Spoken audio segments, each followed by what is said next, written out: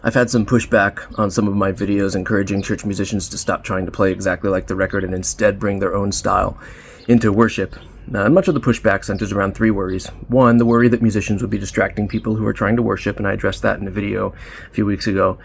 Two, the worry that musicians would use a worship service as a time to show off and gain praise for themselves, and I'll try to address that in this video.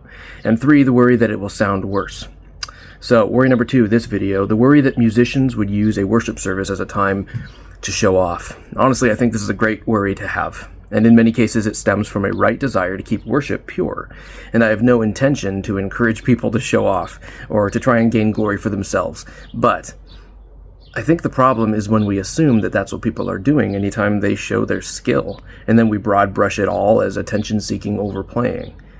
And surely many of us are familiar with the scriptures both outrightly encouraging musicians to play skillfully, like Psalm 33, or favorably describing the use of skillful musicians in singing, playing to the Lord, in Psalms and 1 Chronicles, 1 Samuel. But there's admittedly some debate about what playing skillfully means, and I can make a compelling case for multiple sides there. But we should at least recognize that playing skillfully is important.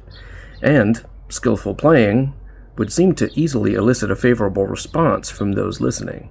And this is where the problem comes in. If people play skillfully in hopes that the congregation would idolize them, even if they know not to phrase it that way, there's been an obvious misstep. But I'm not convinced that's what people who play skillfully, some may even say showy, are doing. Sure, when I play or sing something that I think sounds good, there's definitely a part of me that hopes other people thinks it sounds good too.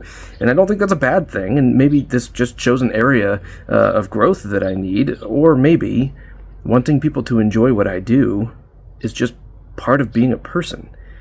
It's not a tactic to gain praise for myself. It's more of a way to enjoy people as we enjoy God together.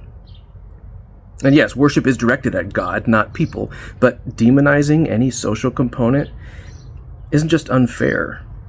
It can be damaging to people who feel chastised for enjoying their instrument.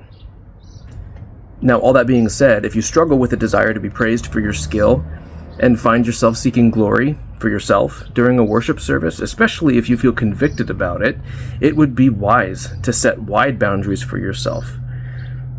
But, just like all fence building around the law, mandating it to others becomes its own misstep.